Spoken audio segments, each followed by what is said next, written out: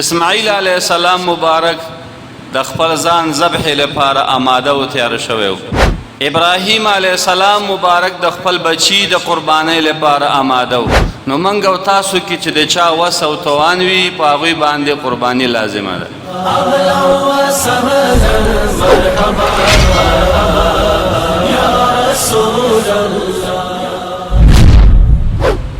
وګورئ دا قربانی په هغه چا باندې واجب دی چې څوک وس ولري، که هغه څوک وي، نارینه وي، ښځینه وي،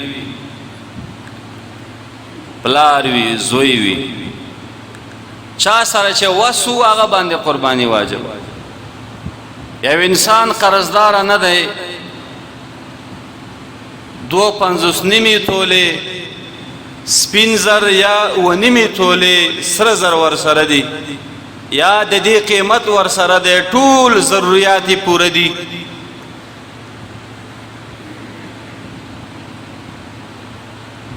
یا ځمکه ورسره ده، یا د ضرورت نه زیات کور دی، اگر چې ځان سره نقد پیسې نه لري نو په ده باندې قربانی واجبه ده. اکثر ورونه موږ او تاسو کور کې پیسې نه لري، خو لکه شتمني ډیره لري، مال لري، گاډې لري، ضرورت نه زیات ځمکه لري، نو په هغوی باندې قربانی واجبه ده.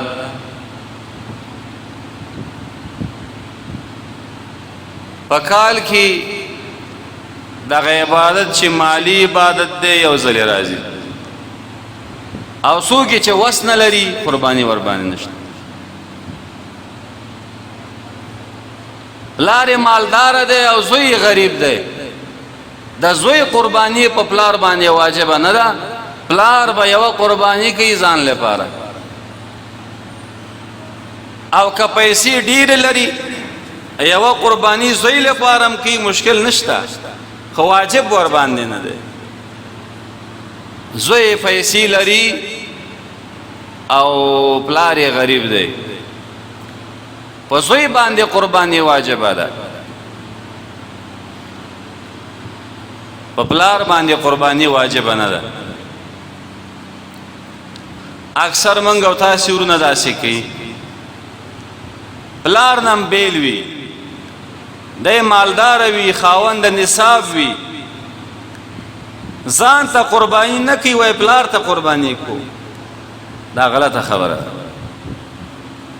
ځان ته یو ځلې قربانی وکړه، بیا که ستا وسو امکانات در سره و بیا نو پلار ته هم قربانی وکړه، ښه خبره ده.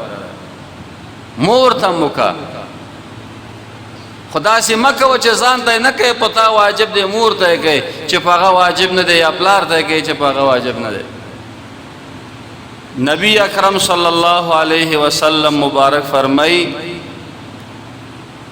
کله چې مال حلالیږي د قربانۍ، د مال دا د وینو ساس کې چې په ځمکه پرېوځي، په دې اولې ساس کې سره الله جل جلاله د قربانی کوونکي ګناهونه معاف کړي، بخیه. الله جل جلاله د موږ او تاسو ټولو ته مغفرت نصیب کړي. نبی اکرم صلی الله علیه وسلم مبارک فرمای خپل قربانیان قوی کړي، چا قربانیان واخلئ، ځکه دا قربانیان تاسو لپاره په پولیس رات باندې دا مرکب دی، سورلی دی. تاسې به په پولیس رات باندې چې تیریږئ، په دې خپلې قربانۍ باندې به تیریږئ. نو چې قربانی څومره قوي وي، تا به دومره په آسانۍ باندې په پولیس رات باندې تیریږئ. نبی اکرم صلی الله علیه وسلم مبارک فرمایي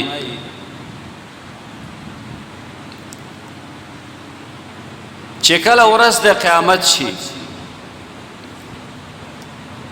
الله جل جلاله به د قربانۍ د وجود تمام غړي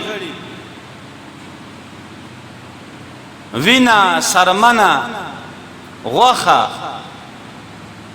خکرې هر سبا الله تعالی په تله د میزان کې ورته واچي او الله جل جلاله دومره نیکیانې ورته ولیکي څومره چې د مال په بدن کې ویښتان.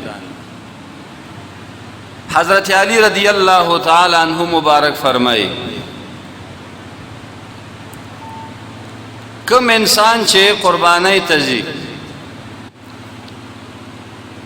الله جل جلاله په هر یو قدم باندې یو نیکی ورته ورکوي او یو ګناه ورته معاف کوي. او چې کله انسان په بازار کې یا په میله کې بای سره خبره کوي خرڅون کې سره خبره کوي په پیسو باندې خبره کوي دغه خبرې به تسبیح وي دا بدل پر تسبیح شي.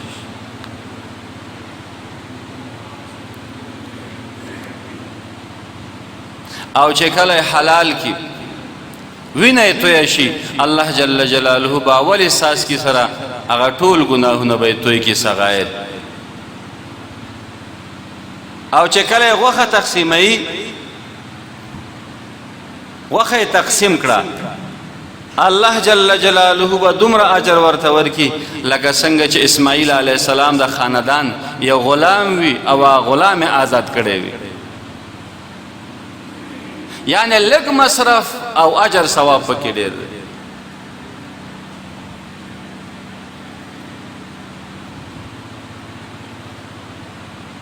بعضې څوک داسې فکر کوي چې زما په ګاونډ کې یو مسلمان دی غریب دی راشه دا پیسې واخله دی غریب ته ورکه قرباني مه کوه دا صحیح نه دی پتا واجبه ده او غریب ته چې ورکې هغه صدقه ده خیرات ده.